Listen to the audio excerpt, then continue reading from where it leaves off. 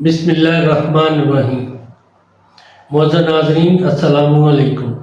Doctor توقیر اپنے YouTube channel پر ایک بار پھر حاضر ہے۔ کیا دعاؤں سے عضو تناسل کی فربی اور درازی میں اضافہ ہو سکتا ہے؟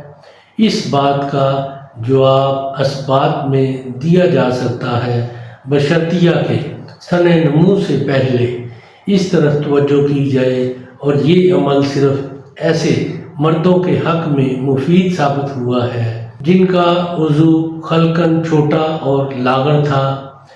سن نمو کے بعد عضو میں لمبائی کا پیدا ہونا محلات عقلی پر ہی مبنی نہیں بلکہ قانون قدرت کے برخلاف ہے۔ ہاں، سن نمو کے بعد فربی پیدا ہو سکتی ہے جس کا باعث غلبہ خون اور کثرت ریاء ہے، اور یہ طریقہ علاج دو قاعدوں پر منحصر ہے۔ اس سے پہلے کہ اس کی تفصیل میں بیان کروں، آپ میرا چینل سبسکرائب کر لیں اور بیل آئیکن کے آل والے بٹن پر ضرور پریس کریں تاکہ میری تمام نئی آنے والی ویڈیوز کے نوٹیفیکیشن آپ تک بآسانی پہنچتے رہیں۔ ناظرین، یہی ایک سپورٹ ہے جو آپ میری کر سکتے ہیں، اس سے میری بھی حوصلہ افزائی ہوتی رہے گی اور میں آپ لوگوں کے لیے اچھے نسخوں کی ویڈیو بناتا رہوں گا۔ یعنی داخلی اور خارجی علاج سے یہ آرزو پوری ہو سکتی ہے۔ یاد رہے کہ جب سن نمو کی عمر میں پہنچنے سے پہلے نوجوان اپنے عضو پر ظلم کر لیتے ہیں، یعنی زمانے کی غلط حرکتوں کی وجہ سے اپنے عضو کا غلط استعمال کرتے ہیں، تو ان کے لیے بے تحاشا مسائل پیدا ہو جاتے ہیں۔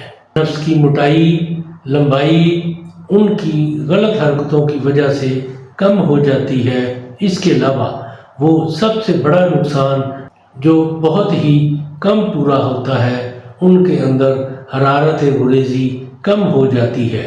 یہ بہت ہی قیمتی مادہ حیات ہے جو وہ اپنی غلط حرکتوں کی وجہ سے ضائع کر بیٹھتے ہیں۔ اس کے ساتھ ساتھ نفس کی رگیں سکڑ جاتی ہیں، ان میں دوران خون کم ہو جاتا ہے، اور عین ممکن ہے کہ اس کی وجہ سے ان کے مادہ میں سپرم کی کمی پیدا ہو جاتی ہے، جس سے نسل انسانی کی افزائش ہوتی ہے۔ ہاں، زمانے کی غلط کاریوں کی وجہ سے جو نقائص عضو خاص میں پیدا ہو جاتے ہیں، ان کو دور کرنا ممکن ہو جاتا ہے۔ داخلی اور خارجی علاج سے یہ سب ممکن ہو جاتا ہے۔ ناظرین، میری اس رائے سے اگر آپ مطمئن ہیں تو اپنی رائے میرے کمنٹس باکس میں ضرور دیں۔